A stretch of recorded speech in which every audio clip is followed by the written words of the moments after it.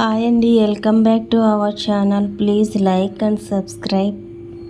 ఈరోజైతే పరమాన్నం చేయబోతున్నానండి. ఒక గ్లాస్ బియ్యం అయితే తీసుకున్నాను, చిన్న గ్లాసుతో. ఆ బియ్యం శుభ్రంగా కడుక్కోవాలి. దీన్ని బెల్లం అన్నం, పాయసం అని కూడా అంటారు. ఇలా కడుక్కున్న తర్వాత ఒక గ్లాసు బియ్యానికి 3 గ్లాసులు వాటర్ పోసుకోవాలి.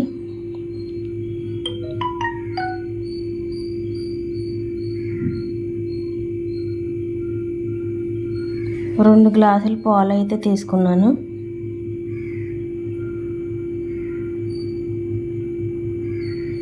ఇలా పోస్తే పాలు విరక్కోకుండా పరమాన్నం అయితే చేసుకోవచ్చు.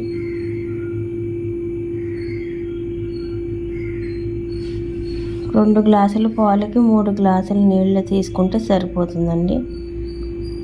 విధంగా తీసుకుని స్టవ్ మీద అయితే పెట్టుకున్నాం.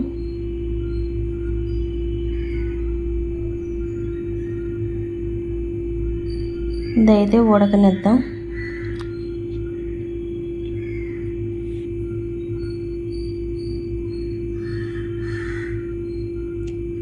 చూడండి, ఈ విధంగా మెత్తగా అయితే ఉడికింది అన్నం.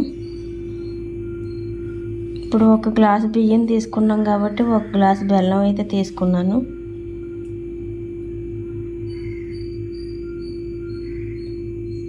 అరకప్పు పంచదార అయితే వేసుకున్నాను.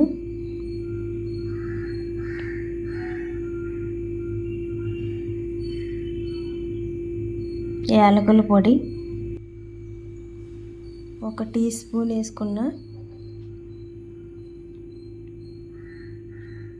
ఇలా అయితే మిక్స్ చేసుకుందాం.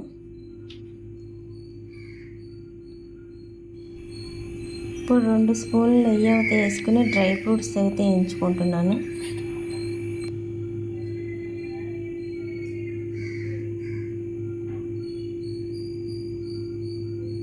చూడండి, ఏగిని ఇప్పుడైతే ఇందులో వేసుకుంటున్నా.